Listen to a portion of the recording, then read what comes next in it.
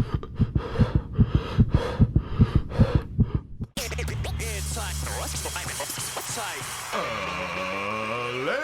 and gentlemen, welcome to the Ross Patterson Revolution! Brought to you by GhostBed.com.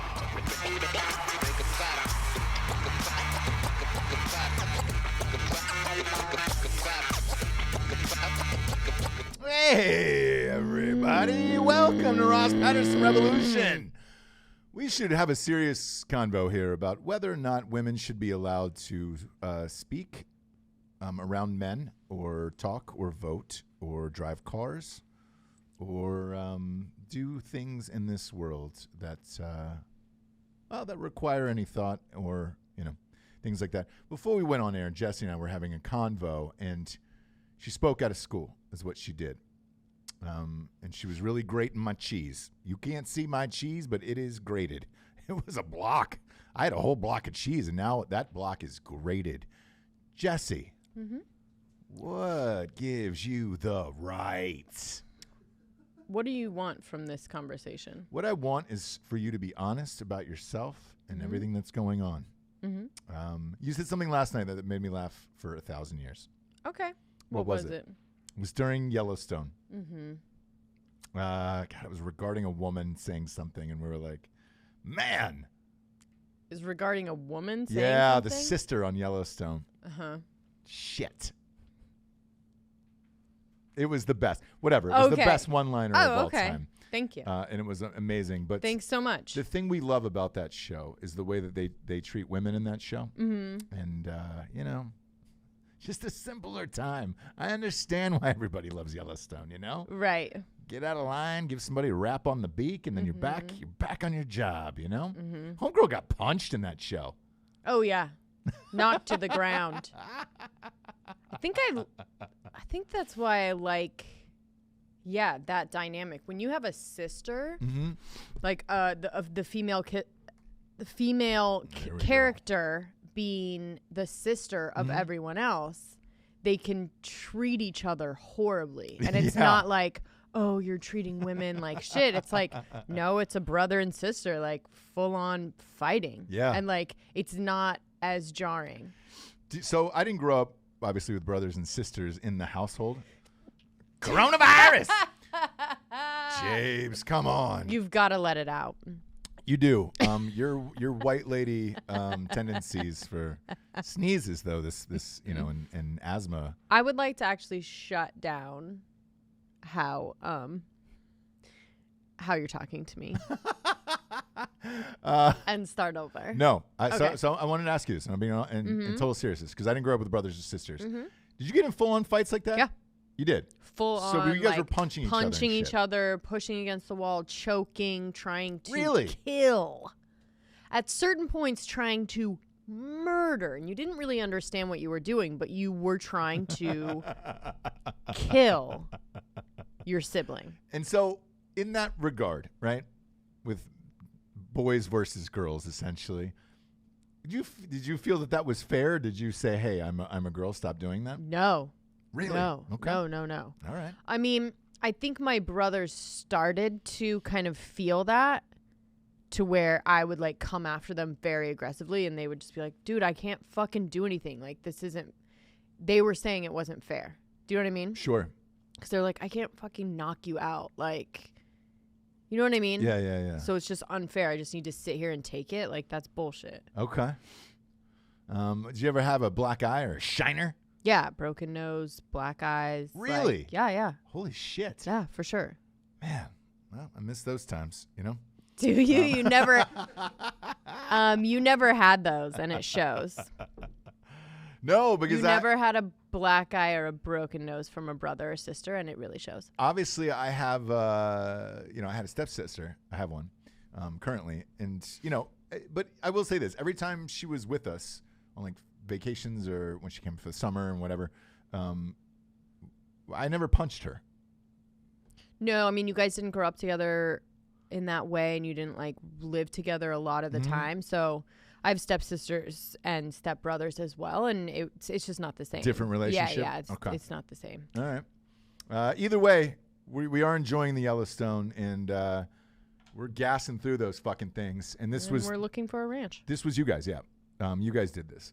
So we appreciate the heads up on that. Because we try to watch whatever the audience says. Hey, man, check this out. This will be dope or whatever. There was somebody else, because I always bitch about music and not great music. Somebody else, another listener, I forget who this was, sent me a country artist named Colton Weller. It's either Colton Weller or Colton Waller. And fucking lights out. Gassed through all his shit the other day. Over and over and over again. That guy's music is like an independent film producer's dream, where you're just like, oh man, I could. You can use every one of these songs in a big budget movie, and it would add a lot to it. So I appreciate that suggestion as well. Also, want to thank everybody who's been rating the show a 5 on iTunes. It helps skyrocket up the charts, and it helps the advertisers. So please go to iTunes and rate Ross Patterson Revolution as a 5-star, and then just write a one-liner. And then if you're watching right now on YouTube, we want to give Craigers a shout-out. Craig Dulesky. He's bulletproof. Nothing to lose. Fire away. Fire away. He was the first one on the boards this afternoon on YouTube. Subscribe and hammer that like button if you're watching. I see you, Satan Claus. Satan Claus is back in there. Kind of reminds me of RBG, Satan Claus. You know, he goes away in spurts, and then he comes back, and you're like, oh shit, good to see they're still alive. Ruth Bader Ginsburg, Jabes, still alive, back in the hospital again. 88 years old. She's in the hospital now every 2 months, either for cancer or something else. This is a gallbladder and some form of gallbladder infection. They're not saying.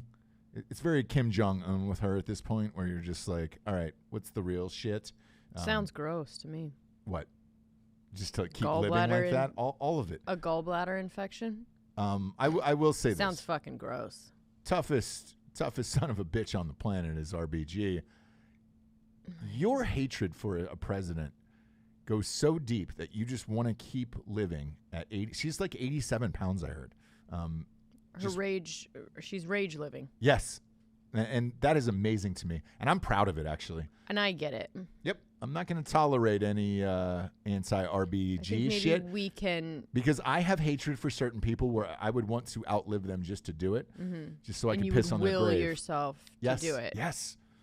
So I understand. If you look at pictures of her now, I mean, she is a corpse. Rage. It's insane, yeah. Rage is like pumping through her veins. Yep. And that's about it. Like, I don't even know if there's real blood in there. After she dies, I hope she's donated somewhere, like a sports science thing, where, they dissect her and then try to figure out how much rage was in her heart and brain, and if that can help you live. Yeah, so like I think the Hatfields and McCoys lived for hundreds of years. Sure, I think they should do studies on, if someone's on the brink, and they're kind of like slipping away, maybe do something to, have someone do something to a family member. Yeah. Yep. So that they can have that rage in them to get through it. I'm going to be honest. I think you need a certain amount of rage in your life to be successful at things. Anything. There's got to be some driving force for what you do. And I use it in writing a lot. And the hatred that I have built up for people in my mind. I mean, we've talked about it a million times that I want to murder people, obviously, and I can't because there's too many fucking rings and nests and, technology, man. I'll get all hemmed up in that thing. But I think a healthy dose of hatred and rage is necessary. Is really necessary in this life. Charles Barkley actually came out yesterday and said that he has not talked to Jordan in like 8 years because of something he said on a radio show 8 years ago. And they were best. He goes, that was my best friend for 20 years. And he goes, just stop calling me, man. He was pissed off about a comment I made. Yeah. I don't suggest living your life the way Jordan I don't either. does. I don't either. But I think you need a healthy dose of it in some ways, In some ways, yeah. But yeah, that was surprising. Then this RBG thing, like, you know, looking at the timeline right now, it's, you know, today's May 6th. We're going every single day. It's the 6 de Mayo that everybody loves. You know, everybody celebrates that 6. We're 6 months from the election. Okay, less than now at this point. If memory serves me correct, I believe this is when Scalia died and then they replaced him. But they waited until the next president. So even if she goes down right now, I don't think there will be a case that Trump will be able to elect somebody else until after this new election. So even if she lives, just to be safe, I'd say another month, or she makes it to like July 1st. I don't think there's anything you can do. I think, you know, almost might help the Democrats more than Biden will. You know, where it's like, hey, guys, we really need to go out and vote because somebody's picking the next Supreme Court nominee. And one would argue that that job is almost as important, if not more important, than the president of the United States. Yeah. Because you're affecting the court system and decisions for 30 to 40 years. There's no term limits on this shit, so you can stay in there for fucking ever at this point. How long has she been doing it? 90 30, 40 years? Yeah. 90. It feels like 900. So, you know, good for her rage hate. Her rage living. It's nuts, dude. Yeah. I like that term a lot. Rage living.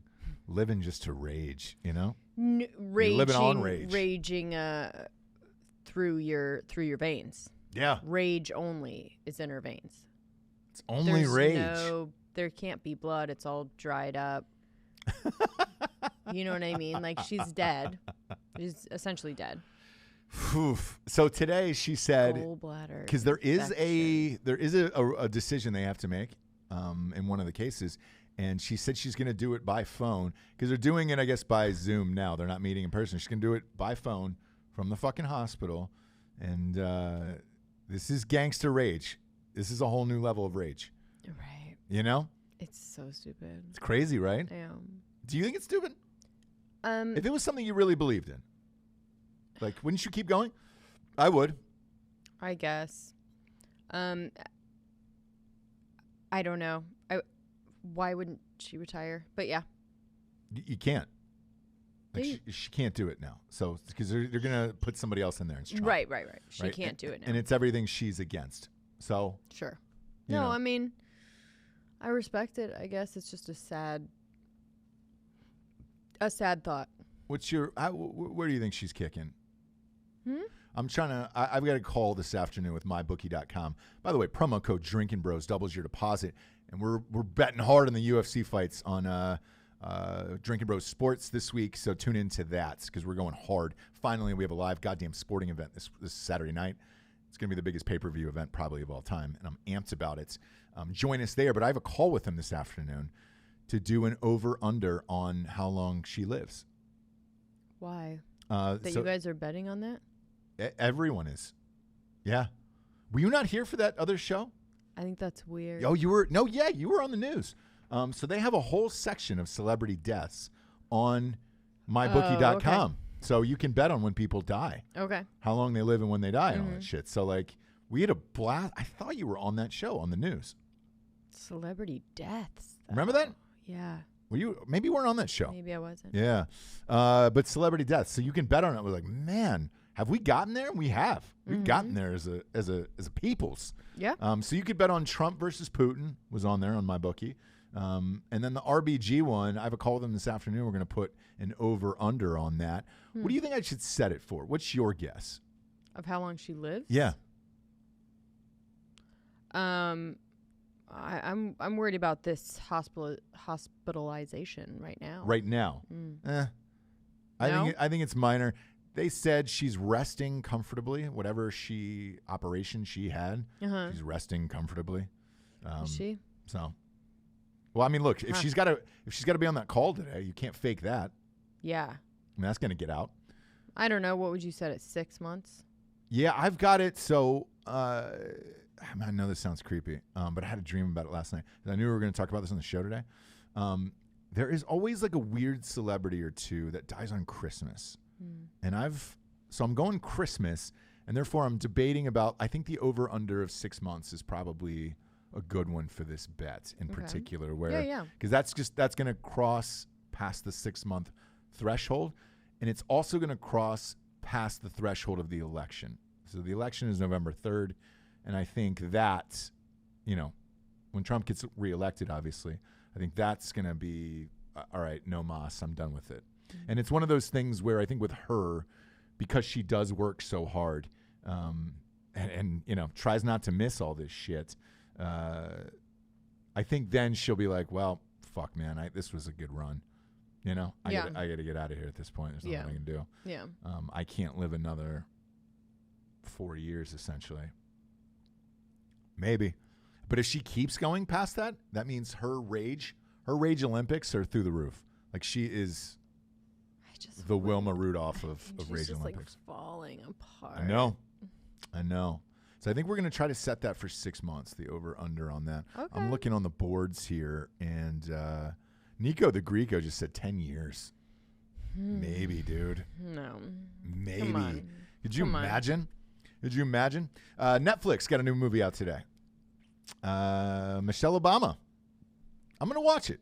Yeah, I mean, I think we have to. Yeah, I'm going to watch it just so we can talk about it on the show. Yeah. I'm curious for 2 reasons on this one. First of all, the Obamas have a massive overall deal with Netflix that they have to produce a bunch of content for them. I think this will be the second or third one out of their production shingle, if you will. Mm-hmm. And I want to see the quality of it because they followed her around her book tour, which was massive, by the way. And it was the same publisher as our book that came out. So, like, I know how much money they spent on this, and she was doing arena tours. And I'm talking, like, real arenas, like 20,000 seaters, where it was just like, oh, shit. Oh, yeah. Which has never happened before. And then also her memoir, whether you love her or hate her, was the highest-selling memoir of all time. Yeah. So I'm curious to see what their production looks like and if the quality is the same as all those other docs. You know what I'm saying? Because that's a big thing. If you're able to create a style on your own, that's kind of weaving yourself towards the future. Because I think Oprah did a really good job with that after she finished in television. Her those one-on-ones that she was doing, you remember those? Yeah. What were they called? On the O Network. Yeah. Yeah. What was the name of it? They were on Sunday nights. We used to watch them. She would sit down with somebody. Like, did she sit down with them, or was it like masterclass? It was masterclass. That's exactly what it was. Yeah. So nobody's like sitting, but it was like, But it was really a good format. It was shot well, and it was like, all right. She could get anybody and everybody. And so can the Obamas. Yeah. And that's why I'm curious to see, like, the production style of this, where if it's, that great, where you're like, oh, shit, this could be a brand for many, many, many years, because somebody's going to have to, if she doesn't end up running for anything at all in the future, somebody's going to replace Oprah. Right now, the only one on the docket is that Jada Pinkett Smith. People love that Red Table. What is it? Can you explain it to the audience? What her series is? Yeah. Yeah, it's just Red Table Talks, and she sits down with her. So the 3 generations of her family. So her mom, her, and her daughter. Okay. And they sit down and have real conversations, and then sometimes they have a guest. But the only criteria is to just be totally honest. What's the story with the Red Table? Is that any significance? I don't know. It's probably some kind of no. Okay. It's some kind of I didn't know if it was branding thing. Red Table Talks. When you're here at this Red Table, I'm sure it originated where she was like, "This is a table in our house that, like, if you sit down at this table, you got to tell the truth." And so, whatever. Okay. Jabe's a lot of energy out of you today. Let's bump up the volume. Yeah, I didn't know if it was like an old Red Table. Yeah. From like the fucking 1800s that was in their family. It was like, we used to sit around this table every day and, regale each other with stories, or we used to cook on this table every day. Instead, it's just like a branding thing? Yeah, I think so. Okay. I don't watch it, so sorry. I've popped in it a couple times. I don't watch it, so. Okay. You've seen it more than me. Really? Yeah. Look at me. I'm just not. I try to get around, dude. Yeah, good for you. Yeah. Steve Carell's got a new show, too. on What is Netflix. this? Space Force. I thought this was one of those in the moment things for a network where you get to these moments in life or in the world where things are hot for the moment, and then you buy this idea, and you're like, oh yeah, we can attach so and so. You get a bunch of upfront money, but then it's like, oh, it dies, and then that's it. It's over, right? Mm-hmm. But it seemed like a good idea at the time. So when Trump announced the Space Force last year, it was heavily laughed at. I was the only one who was not, because I think it is totally necessary. With the way the future is going and all that other shit. I mean, we'll get to the Tom Cruise thing in a second, but like that's where this is headed, is space exploration and colonizing other planets and all that other shit. I mean, even today they're going to mine the moon, they announced this morning, and it's like, I think it's a viable thing. And I was like, I think when everybody sat back and really thought about it, it's a necessary tool. And I just thought it would get buried, but Steve Carell and Netflix made a fucking comedy about it. So the Space Force is going to be a real thing. What channel is it going to be? Netflix. And it's they must have backed up the truck to pay Steve Carell, because it's not a drama like he was doing. Yeah. We had a few listeners who had written in, and they were like, hey man, we heard you talking about Steve Carell only doing dramas now. You forgot about the Space Force thing. And I was like, God damn it, you're right. Like, I remember when that idea sold, I just didn't actually think they would go through with it. Same with the Tiger King thing. Like, I wondered, there's so much hype around this documentary, and it has taken over the world. I was like, all these shows that are allegedly being bought, are they really going to shoot them? And then, boom, 2 days ago, fucking Nick Cage got cast as Joe Exotic. Yeah, in the second. So I think it's going to be one of those things like... Whoever gets it out first? Yes and no. Like, do you remember Jobs? There was like 3 or 4... I think there's probably a new Jobs movie coming out. Yeah, there was one with Ashton Kutcher, and then who did the other one? Was it Christian Bale? Fassbender. Oh, it was Fassbender, that's right. I think there was another one. You like that movie, Alec? I enjoyed it. I like Michael Fassbender. He's a good actor. You know the weird thing for me is I actually love the Ashton Kutcher one. They're both good. Ashton Kutcher is not good. I thought he was great in that movie. I actually liked it. Yeah. What's that? Fassbender. Fassbender's fantastic. He's got a fucking hog on him, too. I think that's why Alec probably liked it. Yeah. What's that movie where his dick is out? Google Fassbender's cock out. That was a big thing for a while. From your computer. From your computer, for sure. And then And we're gonna bookmark it. Yeah, bookmark it, and then we're gonna call your parents and And take a screenshot. and say that we've been worried about what you've been perusing. And then we're going going to share your screen for a Zoom call. Yep. And that's going to be in the background. It's going to be you talking, having important business meetings with Fassbender's ding dong, just right over your shoulder. Yeah, so there's the Nicolas Cage one, there's the Rob Lowe one, Yep. and then there's the Kate McKinnon one. So, I don't know if it's going to be like first to market or they're just going to like kind of drop them on different networks, and So the Nicolas it's Cage going to one. be too late. I did a little digging into the Nick Cage one because that really intrigues me. I love Cage. Cage Against the Machine. What's it called? Shame was the name of the movie with his dick out. Oh, with Chris Pine too. Son of a, you don't say. It looks like there was 2 pine trees in that movie. Nailed it. Blammo.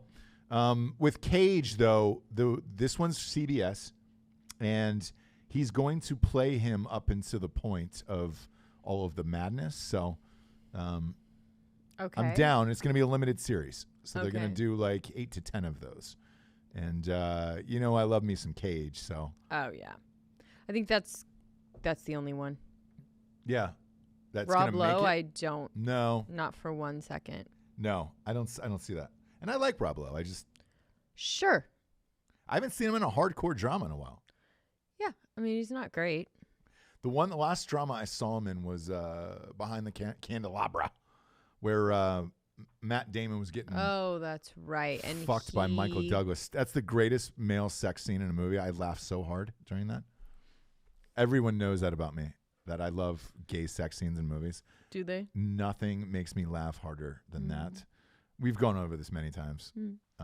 And that one in particular was so close to camera that it was fantastic. Oh, God. And just Matt Damon was on the bottom. It was amazing. And it was just Michael Douglas, and like at that point, he had Matt Damon's character get facial surgery to look like himself. Mm-hmm. So it was good. So good. It's a good one. But Rob Lowe is in that. Yeah, he plays a rando, right? I think like the lawyer or something. But he's all pulled up too. Yeah. He's got the face up too. Yeah. Oof. I love it. We got breaking news here, James. Breaking news. RBG did make it. And they're playing it live. So you can't fake it. It's not like they're posting a picture of it. They're playing it live, and she will be on the call. And the AP says they've got links where you can listen to it live. What the fuck? Yeah, it's the last day of arguments this week, and she's in it. My God, man. You got to admire it. You got to admire RBG. That SOB just keeps on trucking, doesn't she? Amazing. It just seems so uncomfortable to like be that old. Yeah. It's a lot going on, you know? A lot of teeth. You know what I mean? Very teeth. No? Lots of teeth. You know what I mean? Hard to close a mouth. You didn't get the real teeth? You know what I mean? Very. Yeah. The whole thing looks hard. It looked like if she ate an entire large pizza, she would die. Yeah. You know what I'm saying? Like, you ever eat so much where you're like, oh, man, I'm so full, I'm uncomfortable, I'm just going to go lay down? For her, I just feel like she would die if she ate like an entire large pizza from like Ray's in New York or something like that. I think it's hard for her. It seems hard like if someone was sitting beside her on her left. Why on the left? I don't know. She's just like got a... Oh, she's got a tilt? Yeah. Something's happening. She can't really look to the side. Right. Either side. Yeah. Lots of teeth. Oh. Don't get her a large pizza. It just seems uncomfortable. Yeah, it does. You know? RBG is still living. She's on the phone, dude. She probably FaceTimes. She probably zoomed in. She probably knows technology. She's just like, hey, man, you're not going to kill me. Before we get started today, you're not going to kill me. I bet she just looked right in the camera and just said, bring it, motherfuckers. I'm living until the next one. You know? That's hilarious, man. Speaking of weight loss and figures, James, Adele. Did you see the new photos of Adele? So weird, isn't it? How does it make you feel? It's kind of hot. It's strange, right? Because she was a larger gal for a long time. She seemed like such a fun time, great voice. Yeah. Now she's like the perfect woman. Yeah, and people are comparing her. So I woke up. She's trending number 2 in the world, Adele. And so is Sarah Paulson. And I was like, what the fuck is going on? Mm-hmm. And they're comparing her. They were like, look, she looks like Sarah Paulson now. Yeah. I mean, I have to say. I see it. I'm looking at the pictures. I see it. For sure, man. So, yeah. Good for her. I don't know how I feel about it. Like, I don't know who she's going to date next, you know? Mm-hmm. She showed up at Drake's birthday party. She loves rap music.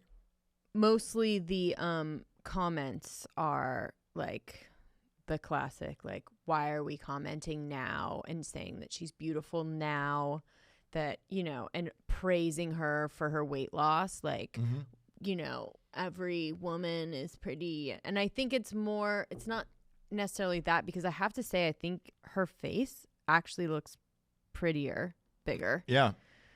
I think it's just an accomplishment. It's not that like she's better or worse. It just shows that like you worked really hard for something, whatever that means. Do you know what I mean? Yeah.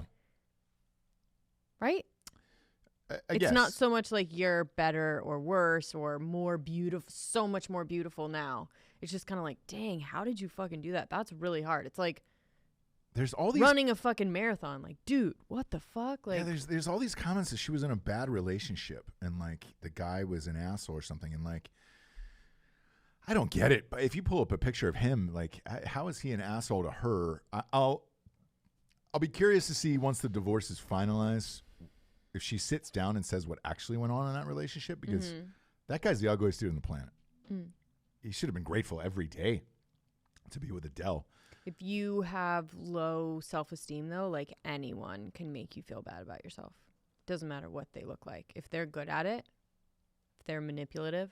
I don't know how that guy's good at it. I mean, when you look at him, it's like, huh? You know what I'm saying? Because the other article I read was Elon Musk.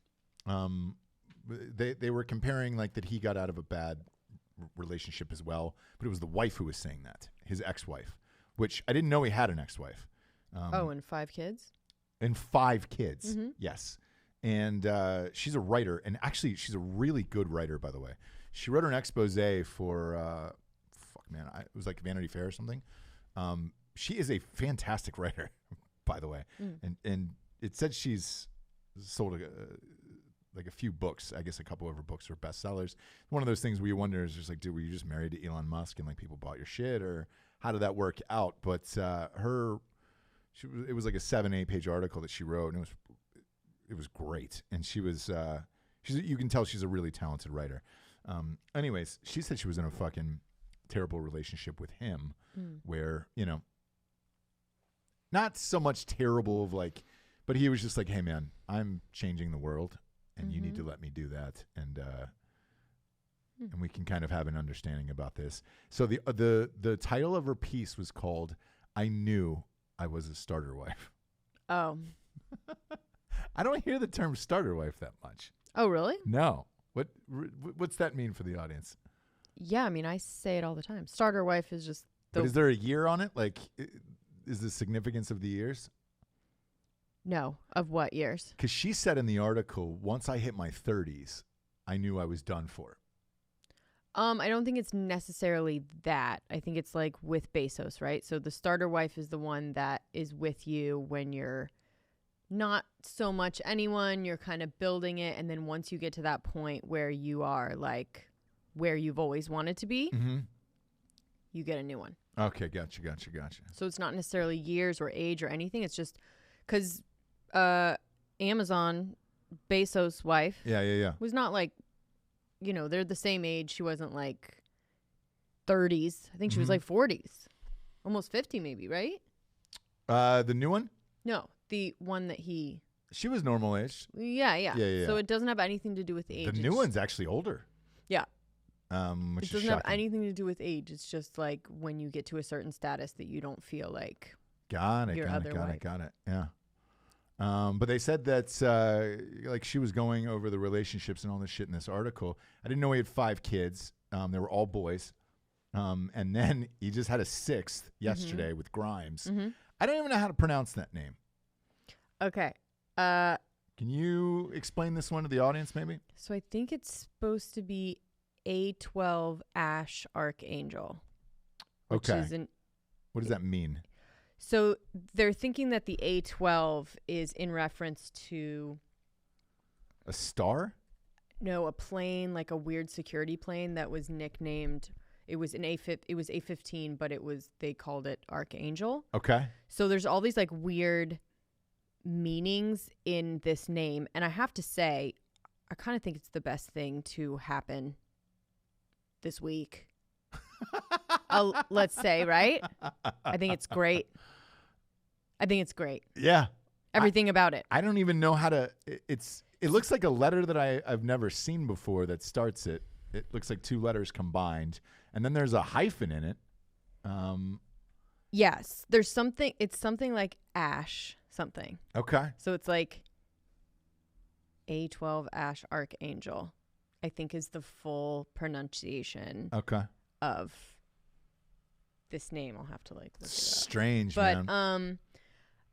I don't know. He's going to have a hard time in those SATs when you fill in those bubbles for what your name is. Yeah. You're just going to be filling in all numbers, I guess. How do you throw a hyphen in there, you know? That's a strange. What do you go by? What's your nickname? You got to go by something. You can't say I'm Archangel Ash 15. Well, why not? Oh, this is my son Jax. Jax, this is Archangel Ash 15. I think it's the idea that, like, first of all, he could be a robot, right? So he's kind of playing on this idea of like SimWorld. Everyone thinks I'm a robot. You know what I mean? Yeah. And then it's also the idea that like when you are Elon Musk's son. Yeah. And Grimes. Let's not forget about Grimes. She's weird as shit too. Yeah, but no, I think I'm talking about like the life that you're gonna have. Mm-hmm. I don't think things like, what are you gonna do on your SATs, or like, oh, what about at school? Like, I don't think things like that apply. Okay. You know what I'm saying? I think the idea with this is like, dude, we're gonna live in space anyways. You know, the Musks. Yeah. So like, they're good. Like we can name we can name our kids whatever we want because we are so far beyond and beside and over and around your guys' feeble little society mind. I guess. What does he do when he calls Little Caesars? Hey, what's your first name? Archangel Ash 15. There's a hyphen in the 15. Oh, cool, man. Because they're gonna call him Archie, probably Archie. Somewhere in that, you're going to abbreviate that. I think Ash is the nickname. You don't determine that. The children do at school. Oh, so okay. They're going to fuck that kid up. I don't think he's going to school, but you don't think so? Mm-mm. You think they homeschool him? All kinds of weird, different things. The other 5 go to schools though in Beverly Hills. They go to like private schools and shit. So I would imagine he's going to live with the mom. Some form of school. Is with Grimes and Elon Musk, and not just Elon Musk. 2020 Elon Musk, which is a completely different person. Love 2020 Elon Musk. Here for it. Big fan. Big fan. The story I love it. of them locking Azalea Banks inside the mansion after having the threesome, and they were on acid and she couldn't get out of the house for 4 days was the greatest thing of all time. Yeah. Like, that's how big your house is that you couldn't find an exit. 2, there was that much security and lockdown on every single door that you also couldn't get out of the doors. Yeah. And then just imagining a buck-naked Elon Musk and a buck-naked Grimes roaming around this mansion on acid for 4 days is awesome, dude. Totally. Like, that's the life you want to hear about with Elon Musk. When you musk up, like, he's got to be creative to make this shit. You know what I'm saying? Yeah. He's sending people to space. I also think he has a sense of humor. It's sick and weird, and he'll use his child to use it. But, like, I think it is sort of a, like, hey, guys, fuck you. Yeah. It's my fucking kid's name. Yeah. Yeah, I smoke weed sometimes. Yeah, I fucking do drugs. Yeah, I'm rich as fuck. Yeah. Yeah, I think the country should reopen. Like, whatever. Archangel Ash 15, dude. Something That's like great. this. Find out the real name, Alec, what that actually means. Just type in Elon Musk's new kid name. Meaning. Even in that Google fucking statement I just gave you, that's how complicated that child's name is going to be the rest of his life right there. What does that mean? Archangel Ash -15. I don't know. You know? I think it's a star. My guess is a star. I don't know, by the way. I just saw this fuckery trending, and I was like, that'll get back to me later. I know that'll come back around. You know what I'm saying? Yeah. While you look that up, Alec, I'm going to do some sponsors. We got ghostbed.com/Drinkin Bros, Jabes. 25% off everything in the entire store. Mattresses, sheets, pillows, adjustable bases. All of it. You name it. 25% off. As always, they got the 36-month pay-as-you-go program. No interest up in that mogwai. So you can, if you're stuck in one of these states, and I heard Washington's going to be stuck till end of July, Jabes. Yeah. Might as well get a mattress to sleep in. Get comfy cozy. Might as well have some comfort. I bet you those beds inside that Yellowstone house are all ghost beds. Looks like the most goddamn comfortable house I've ever seen in my life. You just have all these places to relax and have a drink. You watch that show, Alec? My dad does. Yeah, tell your dad what's up. Ask him if he wants to come over. We watch it in bed. We got a big bed. He can get right in the middle. We can watch it together. What's the meaning of the child's name? What's that? So X is the unknown variable. X is the unknown variable. Okay. AE, my elven spelling of AI, love and artificial intelligence. AE is his elfin spelling of AI. Okay, which means artificial intelligence. Oh, and this is coming from Grimes. Great. Okay, what's the next one? A12 is the precursor to SR-17, our favorite aircraft. No weapons, no defenses, just speed. Great in battle, but non-violent. boy. That's the greatest And then thing of A. all time. So A is for A12 is okay. A12 because the audience couldn't hear that. That's why I'm repeating it. A12 is for her favorite aircraft, which has no weapons. It's just speed. It's just the fastest aircraft on the planet. What was the last part? And then A equals Archangel, her favorite song. I don't. Who sings Archangel? Metal Rat. You don't say. I have never heard Metal Rat, but I'm gonna have to start listening. I'm gonna have to start listening to. Good for them, man. Fuck it. Fuck it all, dude. Who cares? Archie. They'll probably call him Archie. That's my guess. Yeah. That's probably what they're called. Like Homegirl's baby, Meghan Markle. Archie. Yeah. They'll probably call him Archie and be like, ah, sweet. Whatever that bullshit is your mom named you, you're Archie now on the playground, you know? He's going to have to go outside with other kids. Either that or they just dress him up as an elf his entire life and let him live out his existence like that and then talk to him in a code. Some sort of invented language that only the two of them know, you know? Which that can also be a fun little game too. If you've completely checked out of this universe, it's a great little game to get into. Mm-hmm. Hey man, let's raise one child as an elf. Invent our own language. We only talk to him like that. Mm-hmm. We're the only people that he communicates with. And then he'll be so rich and powerful and brilliant that other people will be forced to learn a new language that we've created inside our household. That's real power, is what I say. You can make up your own goddamn language and make other people say it. That's amazing. That is real power. Next up, we got Postmates. You all right today, James? I'm okay. Okay. Postmates is our next one. That's the big one. It's the big one. Revolution. $100 off delivery fees. Come on, dude. I feel like we're on a powerful show, you know? Postmates is now on here. Yeah, dude. $100 in delivery fees right off the bat. So all you have to do is type in Revolution if you're on Postmates. If you already have a Postmates account, by the way, and I think this is for new accounts only, sign up under another email. They're never going to know. Never going to know, and you can use that $100. That hundo. We ordered Postmates for the entire office yesterday during that car crash. And it came. Hopped over a fence. Yeah, dude. It came. All of this was yellow taped off. They'll get it. They'll get you your food. Scrappy people, man, at Postmates. I love their whole fucking attitude. Love their whole company. The logo, by the way, because Jamie, you have the logo up on screen. It's like a little fucking ET, man. We're just delivering food. Pizzas in New York in a little basket. Basket on a bicycle, you know?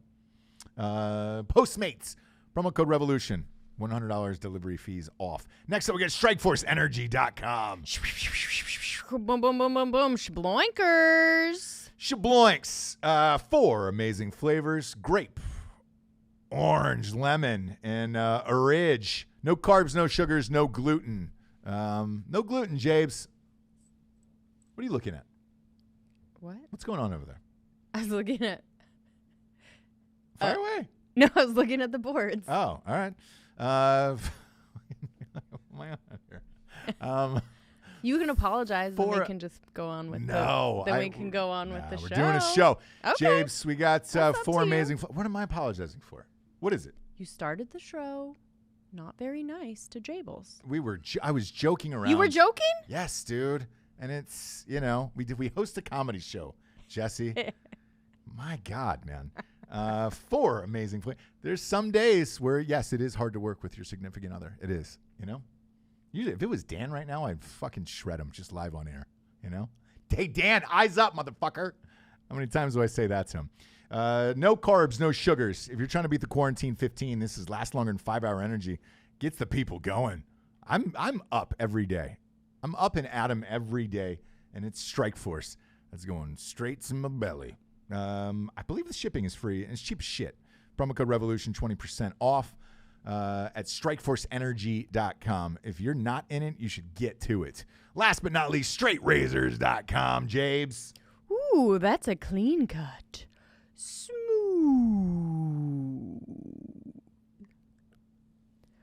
Oh, you right? Yikes. I'm gonna have to take a. I'm gonna give that 2 shots here. If you're watching the video show on YouTube, I'm gonna go with some ginger and some vitamin C to try to wash that out of my body because that is in there right now. That is bouncing around, dancing in there.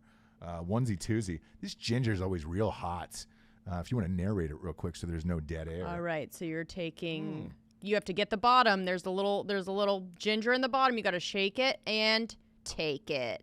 Shake it and take it. That's what I do with those shots. Ooh, that is spicy. That fucking ginger really kick you in the ding ding. Whew. It never gets easier either. One would think, it's like, look, full disclosure, I try to take shit like this every day. Not because I want to, for goddamn sure. You know me at this point. After doing 1,300 episodes of podcasts, you know me as a person at this point. And if I could just drink fucking Bud Light every day, that'd be great. But I can't.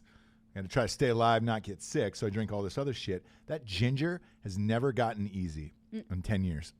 It is always a real kick in the dick. I think you'd be surprised. Like, it is actually easier for you because there are some people that cannot even take it. Every time I buy those at Whole Foods, I don't know about you, but people are like, oh, my God.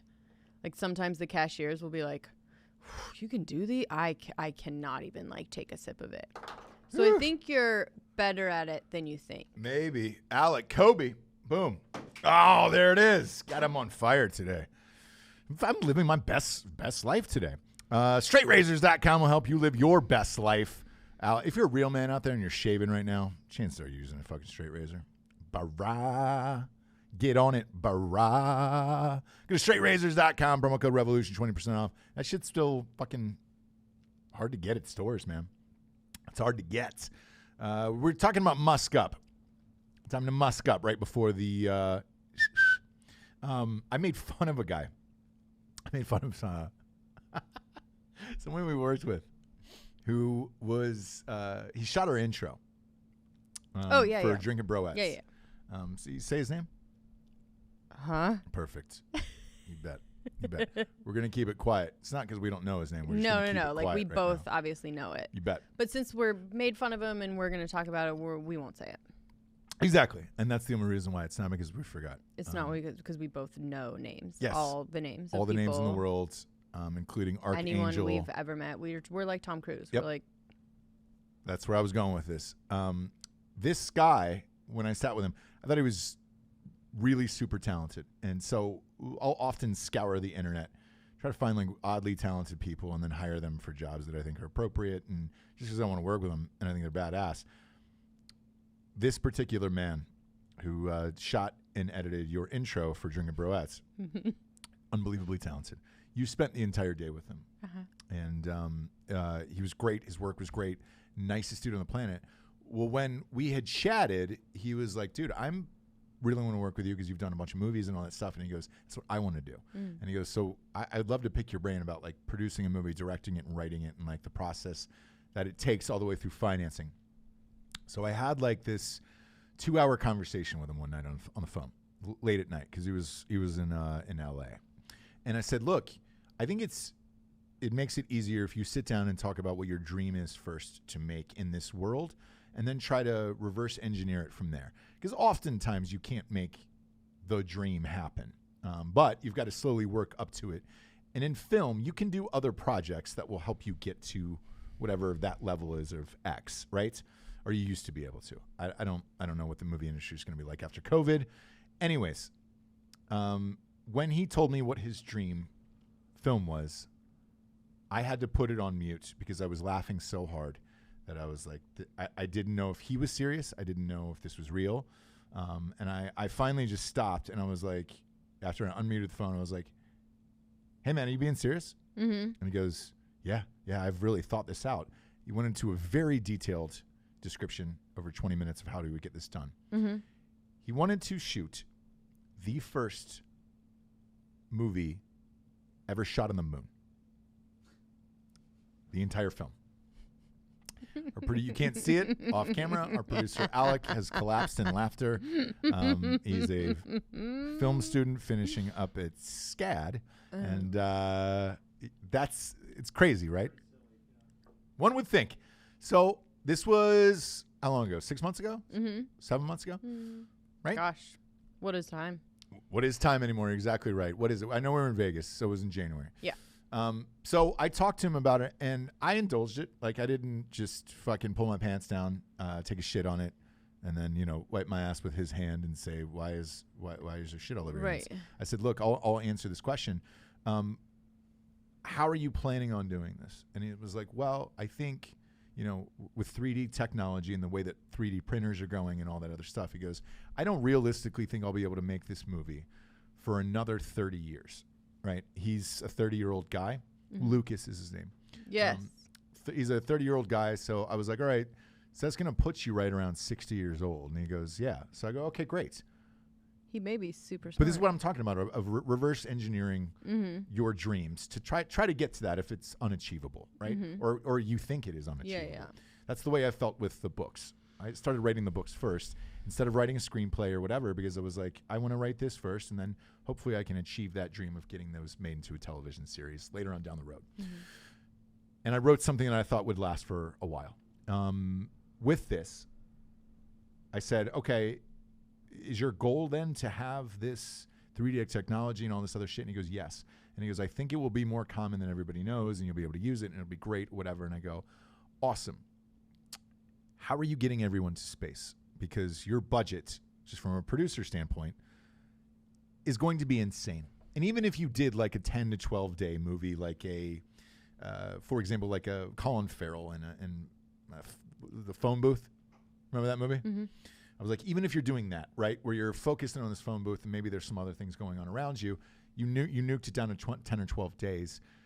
You still got to get up there for some pre-production work and then go out and shoot on the moon every day with all these people. And you're going to have more people running around on the moon than was actually done when Buzz Aldrin and Lance Armstrong landed and all that shit, And I just thought it was so crazy and absurd. And at the end of the conversation, he goes, please don't tell anyone. And I was like, look, I'm going to be honest, man. Even if I told someone, they would think that I'm crazy and probably laugh me right out of the room, exactly the way that Alec just did behind camera right now. And you're telling right now? Telling you right now because of what happened last night. Okay. Tom Cruise is currently working on shooting a fucking movie in space. They are in pre-production. They are in early talks, and then NASA just confirmed it this morning. So they're working out a way to shoot this fucking movie in space with Tom Cruise. And this is brought up like a fuck ton of debates, like all throughout last night and today of how you can do this and get away with it. And yes, the first question that everybody, like on some of these insider boards that I'm on, like in Hollywood, were like, what's your fucking budget on that, dude? Yeah, that's insane. That's insane. It's absolutely insane. But I was like, all right, if I'm going to really think about this, I'm like, well, shit. If you kept it at 10 to 12 days and it all took place inside of a ship, a la fucking, what was the Sandra Bullock movie? Gravity. Mm. You did that and it was like, all right, cool. And then you were outside the space or whatever. But then I immediately thought, well, shit. Gravity, the movie Gravity to me, looked like real space to me. Even if you did shoot it in space, is it going to look better or worse than what we're actually shooting now with the technology we have now? Mm. Are you just going to space just to go to space for that? And the fact that NASA confirmed it was like, you've clearly gone into this in great detail. Like, this was not They've just had an meetings. overnight rumor. Yeah. Yeah. Like, they've signed contracts. I mean, I was really, really surprised by it. And I was like, and somebody else big producing wise is attached to it. I'm going to pull it up real quick, but I was just like, 6 months after essentially laughing at our friend, our buddy, Tom Cruise is doing a movie in space. And so guess who he's shooting with? Who? Elon Musk. And what they're talking about is shooting it in the SpaceX. Okay. So if any two fucking weirdos were going to come together and shoot a movie in space. Scientology and Musk and Tesla. Come on. And then by that point, Archie, the kid, could be the kid in the movie. Oh my gosh. You know, maybe the pandemic took over the planet. Sure. They got to get out. Hey, man, who's your dad? Musk. What's wrong with him? He's dying from the pandemic. Great. Can we take his spaceship up and just see if we can live? Because the whole planet's going to die, you know? So it's Tom Cruise and Archie, dude, just rolling around through space. But, so it says they're working on a project with NASA.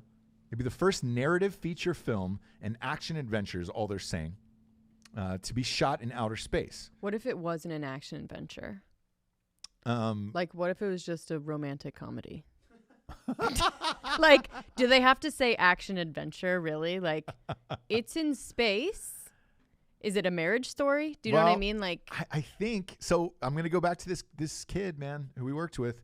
I think you have to establish what it is in case there was another project out there that could be possibly competing with it. Okay. Now our buddy doesn't have a script or anything at all. He just knows he wants to shoot this fucking movie on the moon and be the first one to shoot a movie on the moon. But I don't know, man. Seems more and more possible. But they're saying this is in the early stages, and I'm like, man, you got to get that fucking thing up in the air with people in it. I don't know that SpaceX has had people in it to go to outer space. In the air, yeah. Well, they shot a Tesla up there, you know? Oh, yeah, with that guy in it. Yeah, with the guy that you thought was real. What about the guy? Yeah, what about the guy? What's he doing today? It's not real, James. He's not driving the car and waving at people. I can tell you that much. But yeah, is that nuts? And it says NASA released a statement. What about the guy? It said NASA is excited to work with Tom Cruise on a film aboard the space station. We need popular media to inspire a new generation of engineers and scientists to make NASA's ambitious plans a reality. And that was their statement on Twitter just now. So, what the shit? Oblivion. Somebody's bringing up Oblivion. Which one was that? Was that McConaughey? No. So I'm going through the message board here, but somebody says, yeah, you know, with every shot that was filmed, that is filmed in outer space, would probably be replaced with CG space, just because in post, the stuff that was shot, that is shot in space, won't look spacey enough. Yeah, they'll have to. Right? Yeah. And I probably agree with that. Like, it's like how Mexican food in Mexico is like not really that good. Sucks. It's the worst. It's so bland. There's no flavors on it. But that's real Mexican food. Autentico. And I hate it. I only like American. I like crunchy. Taco Bell is, you know.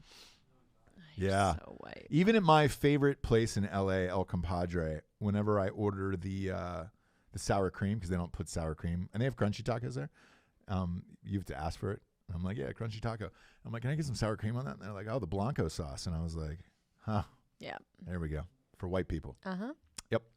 I get it, but still doesn't make me like it anymore. You know what I'm saying? Sure. Sorry.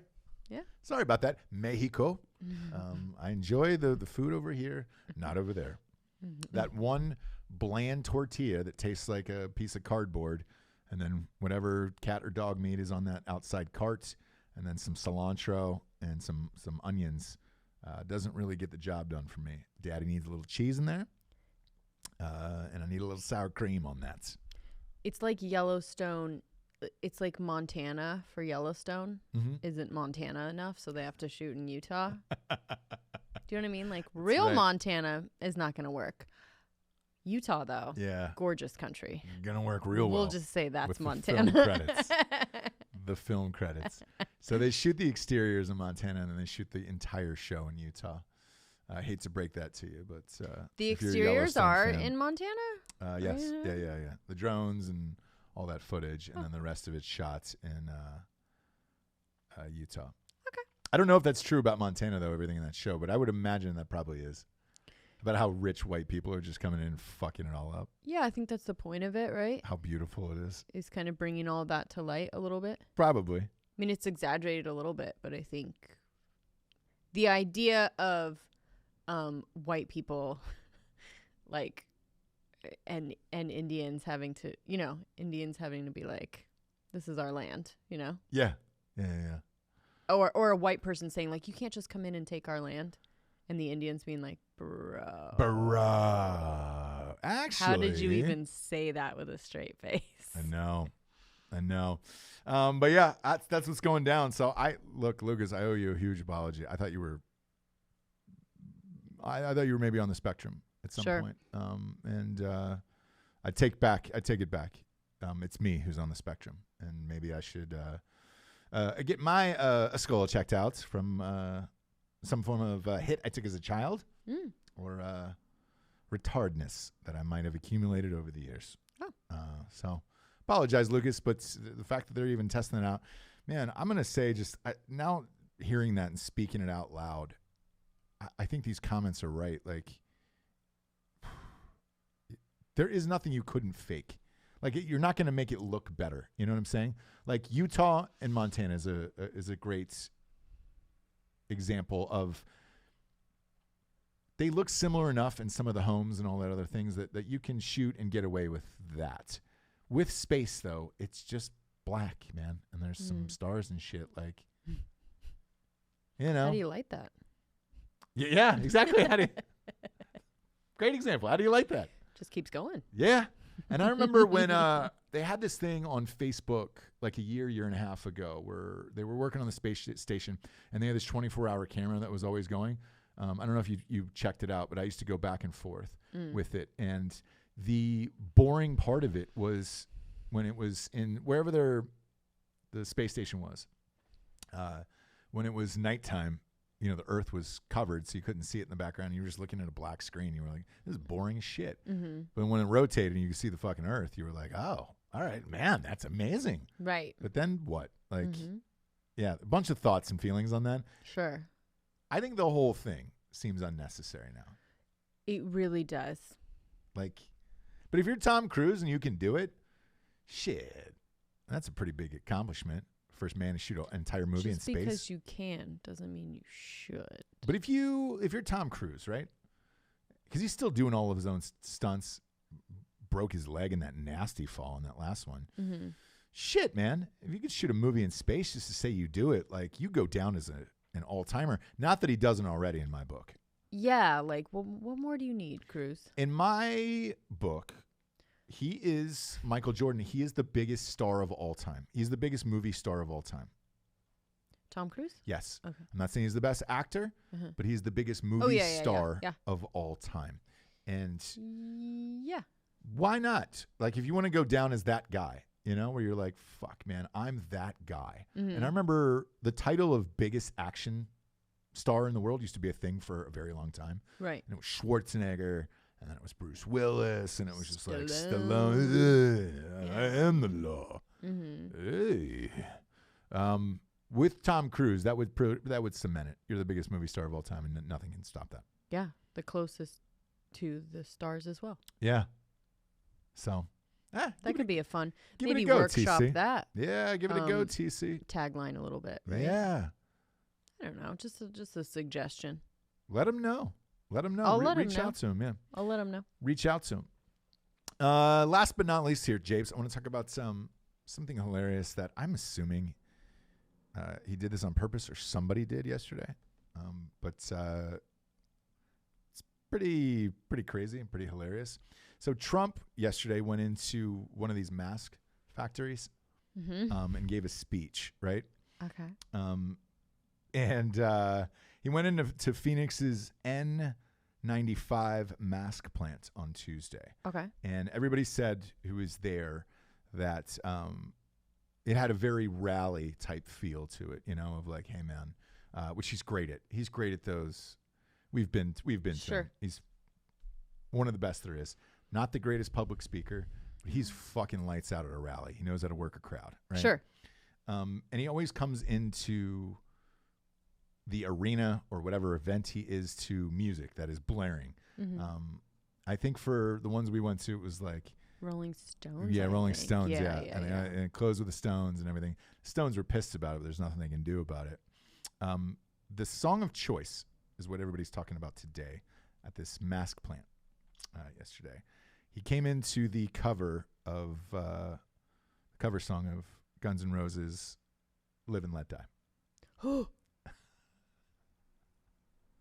Oh, what? So, God, I try so hard with this guy. I wonder, what was it him or was it them?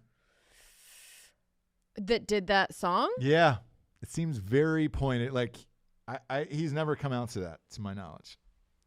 Yeah, but I don't think anyone else chooses what he goes out to. Well, a lot of these places he's just flying in and then that's it or whatever. Like, who knows? Okay. Maybe he said, "Hey, look, play something to get the people going," and that's what they chose. Set him up. I believe that too. I don't know. I don't know. I don't know what the answer is. Both are equally likely, right? That he chose it or they set him up. I don't know. I don't know which one is true. And people are saying, the other thing they were bitching about was that he wasn't wearing a mask during the speech and whatever. And it's just like, hey, man, I'm not going to talk to anybody who's got a mask on in front of me, like trying to, for that long of a period of time. If you're working somewhere or you're, a hospital worker or whatever, and you're wearing the mask and I'm going to have a conversation with you, if you want me to hear and look somebody in the eyes for an hour while they talk through a mask, you're going to have a hard time grabbing my attention on that one. Right. But the song started playing, and then the next one was "God Bless the USA," Lee Greenwood, classic redneck song. Sure. I think he's done that one before. Yeah, he's done that one before. And then the last song before he walked in was Survivor's "Eye of the Tiger," which always a fan fave. Sure. Gets that the always crowd gets the people going. going. Yeah. Did he need to do all that at this plant? Again, they were saying it felt like a rally. And How right many now, people were there? look, in those plants, there's thousands of workers in there. So it's like, Okay. He made the most out of the moment for sure. Right. You could never accuse him of not doing that. Ballsy move either way. But Live and let die. Oh my God. Wow. Okay. I find the humor in it, but there's a lot of people who are gonna bitch about it. I think it's pretty hilarious. They're epic trolls, dude. The whole Trump family. Do you follow his son on Twitter, Don Jr.? I don't. He's but got I one of the do best know Instagrams him. there Yeah, is. I do know him to be a petulant. I mean, I do know funny. him to be a troll. Yeah. Well, Yeah. and here's the Trolling thing. the trolls, if you will. Dan said that he knows the person that he has a meme guy that solely works for the White House and for those like his accounts, and that's his job is he finds the best memes and timely, and then they'll pop these in. There's a lot of people were wondering, and they were like, how is he so tech savvy to get this shit out? He's got a guy that does it. So it's become such a big part of our culture now. It's a smart move, but who would have ever thought of that? I'd love to have one. We had this, Alec, you and I had this discussion yesterday internally of like do we hire a meme guy who just makes fucking crazy ass memes all day? It's worth it. Yeah, plugs them in. Because, Yeah. I mean, look, I follow a lot of those pages on Instagram just because they make me genuinely laugh versus like Lily Pons or somebody like that, where I'm like, all right, I'd rather see a dark, disgusting meme than, Lily Pons pretending to be Latino or whatever the fuck she is. Lele. Is that what it is? Oh, God. I forbade Mm-hmm. our son From watching Lele. It was just too fucking annoying, and I could not have him in any way, shape, or form think that was maybe cool. Do you know what I mean? So annoying, so dumb, so like quick, fast, like craziness. Like I didn't want him for 1 second to be like, let me do this and maybe like it will be funny. Mm-hmm. You know what I mean? Like I didn't want him to like be confused in any way that like just because this person has a bunch of videos doesn't mean that they are rad. Comedy's an interesting one when they It is what is imprinted on them when they were younger. I know I watched Saturday Night Live right, and stand-ups like way too early. Yeah. Like stand-up specials and shit. Yeah, and, I definitely did. Way too early to where Stand-up shows, maybe not too early though, because like that's like my idea of comedy and these weird like slapstick fucking like thank God I don't think that's funny, right? I remember. Yeah, exactly. But it could have gone another way. Could have gone the other way. And the weird thing about her is she grew up and she's pretty attractive. She could have gone the other route of like, hey, man, I'm going to model and become like, the next spokeswoman for kind of a Kardashian-ish type of person if she wanted to. But she's still doing these weird, like, kooky things, and it looks awkward like for the way she looks. Yes. And you're like... She's doing high school humor. I don't know how old she is, but I don't think she's in high school anymore. I don't either. Maybe she is. But, what's Lily Pons' age, Alex? For what she does has a place. It does. But it's for... And she kills it, man. It's for people that don't really understand 23. What comedy is. She's going to be 24 years old this year. So, It's fine. Like, it's all fucking fine. But, like, my son's just not going to be imprinted in any way. I wonder what her net worth is. I heard it's something gnarly, dude. Gnarly. Like, I heard I think she has, like, 27 million Instagram followers or something, man. It's crazy. These net worth things, though, are always wrong on these things. I bet, like, exactly. Like, they're all fucking wrong.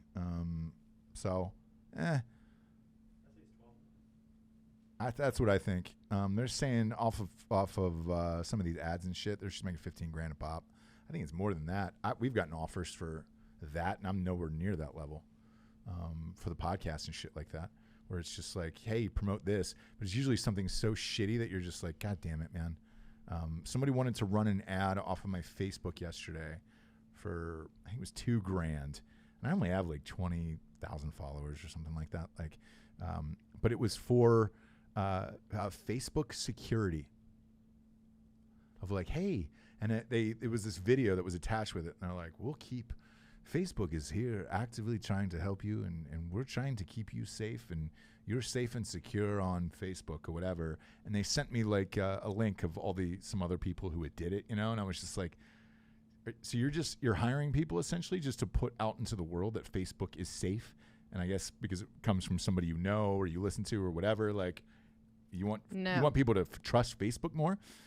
Mm-mm. And they said that they were like, look, you can double down and we could run these ads like every 12 hours. So you could make, 4K or whatever it was a day. And I was just like, first of all, people would hate me. Second of all, I hate Facebook.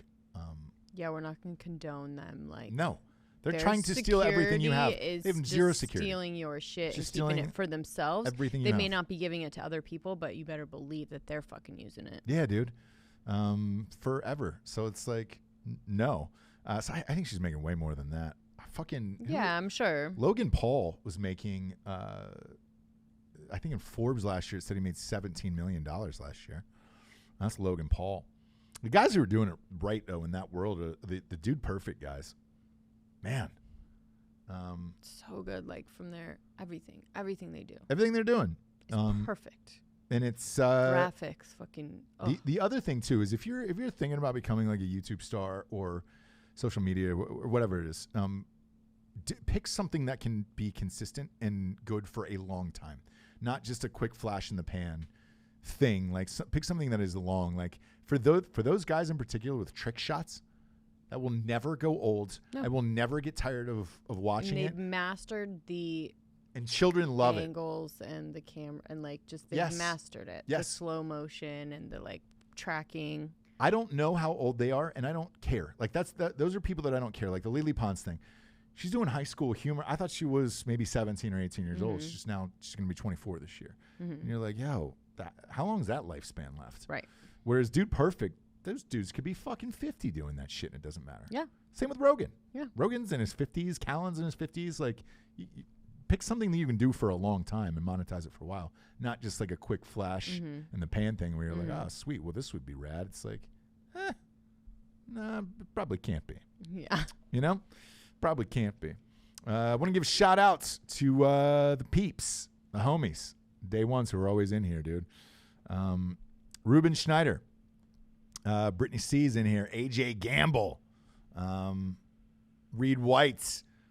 I don't know who Deathstroke is. Rick but he's in there. He's saying fire us. Yeah. I don't know who Deathstroke is. He was talking about Black Rifle. So I am wondering who Deathstroke is. I don't know. He was kind of pushing the Space Bear. Oh, Space Bear, the Black Rifle. That's their new coffee. That's their new coffee. Troy Potter We don't says, know Ross, Deathstroke. some of us already hate you. I'm sure you do, Troy. Beauty of it is you don't have to watch. And I don't give a fuck.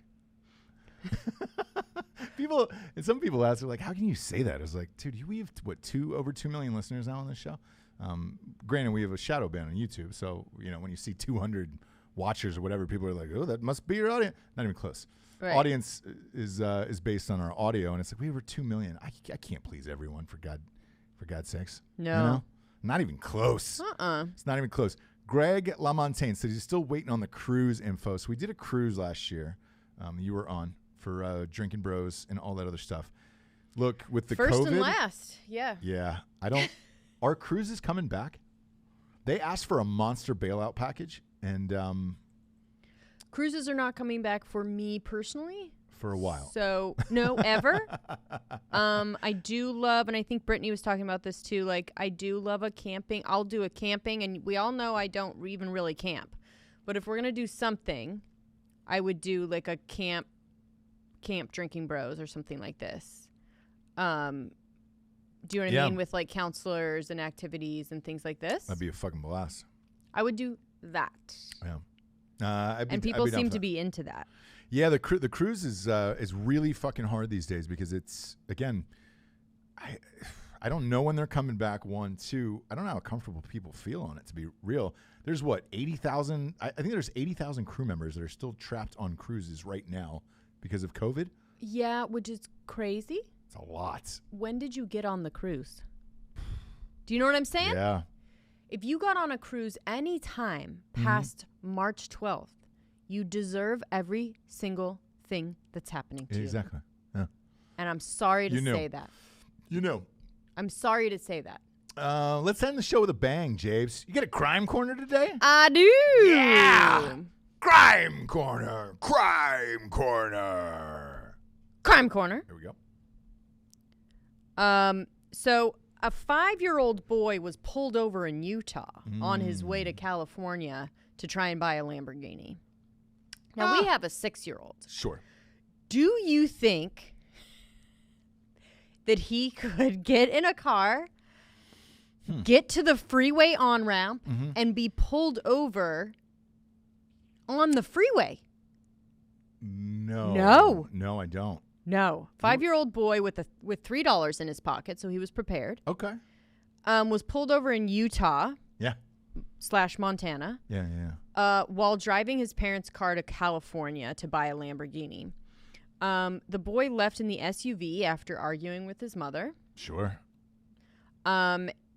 Who said that she would not buy him a luxury car. So fuck her, right? Yeah. At 5, that though, mom, that mom fucked up. Yeah, at 5, when to hate your mom. A trooper spotted the vehicle weaving on Interstate 15 at 30 miles an hour on the freeway. He was on I-15? Yes, he got from his house. This is the craziness of it. Like, he got from his house, like, through the neighborhood all the way to the freeway, got on the on-ramp, got in the right lane at 5. That's amazing. I can't even hate on this kid. I know. And even the trooper's like, bro, like, what? Like, he's like, the trooper. How'd he get him to pull over? That was the crazy thing. He was like, it's weird that he even knew to pull over when he saw lights. I mean, he said, how old are you? He said, I'm 5. He's like, you're 5 years old? The trooper was like, what? There's footage of him talking to the kid, being like, dude, what? He was sitting on the front edge of the seat. Okay. He was fucking prairie dogging, I'm sure. Yeah. So that he could reach the brake pedal to keep the car stopped while they were standing there talking. Once he pulled over, the child told the trooper he had intended to drive to California to purchase a Lamborghini for himself. This is amazing. Like, you have to be impressed with this kid, and it has to also make you look at your own kids like, get your fucking shit together. Get your act together, bro. Dude, if I put you in the front seat of a car, yeah, what would you do? Yeah. He would crash through the fence. He wouldn't know what to do. Yeah. This kid was ready to go to California and buy a Lamborghini. I say maybe they you know what I should have mean? let him.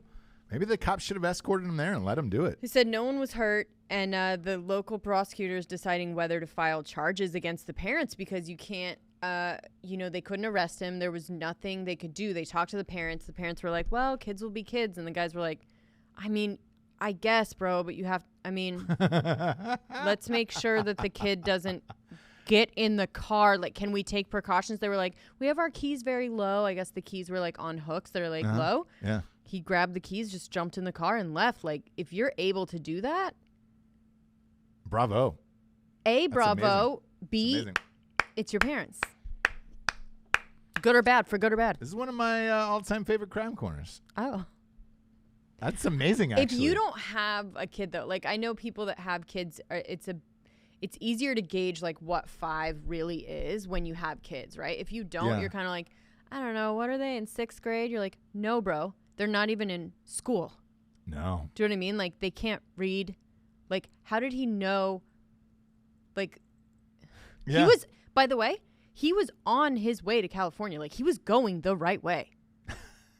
Do you know what I mean? Like if he had kept going, he would have been in California. Whew. I said let him do it. They should have gave him an escort there. Yeah, just kind of follow him and see. Because then I want to see what his negotiation skills were like at the Lamborghini dealership. Yeah. You know? Open up his wallet. $3. And then just be like, hey, man. Yeah. I drove here from, where is it, Nevada? Utah. Yeah, Utah. Yeah. Fuck. Yeah. Good I'd work for on him. his speed, I guess, is the only thing. Yeah, if he's only going 30, obviously it's going to take him a while to get to It's California. going to take a while, and then you're sure to get pulled over. For But sure. For sure. They don't like when you go slow. No. Oh, man, that's a great one, though. Good for him. Right? I will say this. I've been practicing for the rematch against Post Malone in beer pong. Oh, okay. So I was practicing upstairs. Sure. And our 6-year-old asked if he could play, against me. And I was like, yeah, of course. Sure. Takes the ball, makes the first shot, no lie, and then he asked for a re-rack. And I was like, what? Dead serious. You taught him all this. Well, when we were discussing it, I was just like, because he goes, what do we do? What are the rules? And I was like, well, you make a thing, and then you re-rack, and you do this. He picked up on it pretty quickly, I have to say. Really quick. And I was like, all right, cool. Now, could he drive a car from Utah to California? No, he could not. He could not make it out of the driveway. I'll say that. Couldn't make it out of the garage. Like, that's crazy. No. Whoever this kid, though, is, maybe put him in some tag classes, talented and gifted. You know what I'm saying? Oh, yeah. I mean. Yeah. 5. 5 years old. 5 years old. That isn't the craziest vehicle commandeering I've seen, though, this week. Jamie, play that clip with the monkey. Okay. This was the craziest one I've seen all week. A monkey drives up on a motorcycle, a little tiny motorcycle, and then rips this baby out and drags the baby down the road. And it's a small monkey. It's not a huge monkey. He's dragging it out of where? Yeah, watch out this. of a car?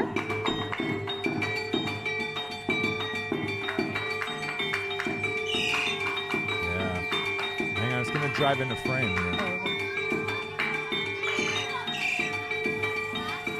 Yeah, there it goes. All right, so it drove in. Oh, boom, and there's the baby. Hey, and there it goes. Yep. Oh, no.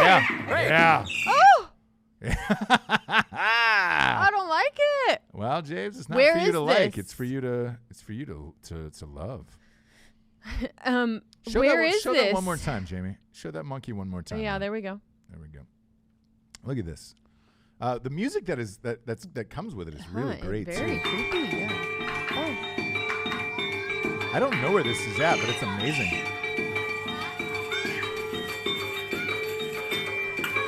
Wait. Whoa!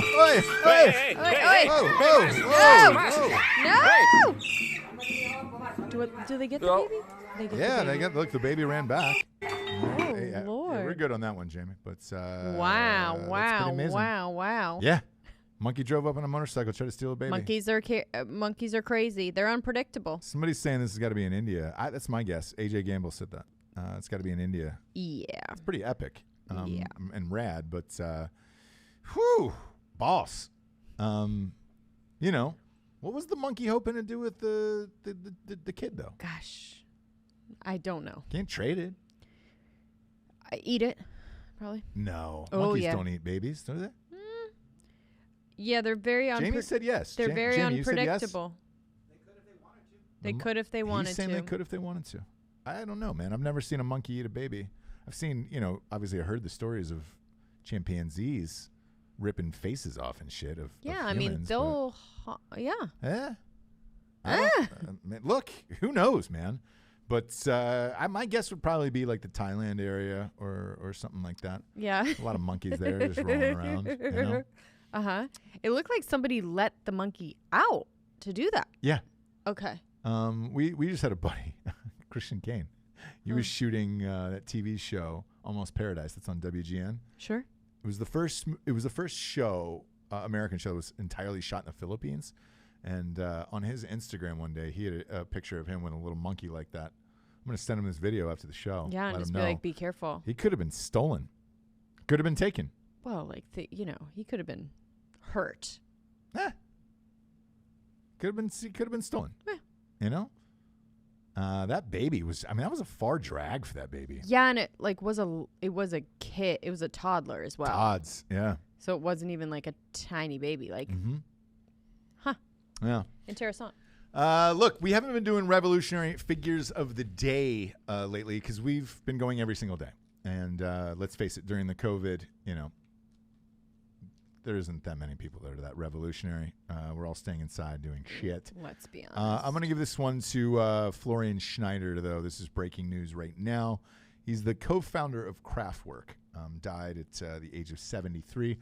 Kraftwerk is one of those bands. I'm a rock doc guy, and I read every single music biography of all time. Love them. Every single person from rap to fucking Coldplay to you name it across the board always credits Kraftwerk for some reason. Yeah. Even in that Beastie Boys doc we were watching the other night on Apple TV, they were like, They're like, and our she was friend was really- listening. Yeah. Yeah. It's a Kraftwerk. And it was like, shit. It's a band that, like, if you want to, High Fidelity. It was in the first High Fidelity where, like, they kind of threw it in. But they threw it in just like that, like very off the cuff where it's like, if you're fucking cool, if you really, really like music, if you like the craft of music and underground stuff. Yeah. Kraftwerk is your jam. It's almost like a calling card. Like you could be like, so, do you know what I mean? Like, yeah, that's what it feels like. Kraftwerk Yeah, or you what? like Because if Kraftwerk? you don't, then you're not really down with music or whatever. I'm not going to pretend. I'm not. No, I'm not either. I Terribly don't. familiar with Kraftwerk. No, I just know that no. literally every doc and every book I've read always cites Kraftwerk as like a huge inspiration for them. Yes. So we'll give them a shout out. I guarantee you, since this is just happening now, I guarantee you're going to see a ton of posts about this from musicians and today. Or people that famous are cool. musicians, yeah, and they're going to be like, "Oh man, you don't understand. Kraftwerk changed my life." Changed my life. Yeah. So If you don't like Kraftwerk, fuck you. fuck you. You're a fucking loser. I'll get my monkey to drag you down the street. I don't need that. I don't need that. Japes, wild one today. Roller coaster, if you will. A baby took a car to buy a Lamborghini. A monkey Took a baby Damn it, dude. to buy a Lamborghini. Yeah. We don't know what the monkey was thinking. We're not just comedy and information. We're also touching lives. And I think we touched a lot of lives with our stories today, James. Yeah. And I'm proud of you. Oh. But more importantly, I'm proud of me. For Jessie Wiseman, a.k.a. the Jables, I'm Ross Patterson. This is The Revolution. Good afternoon, everyone. We'll see you at noon tomorrow.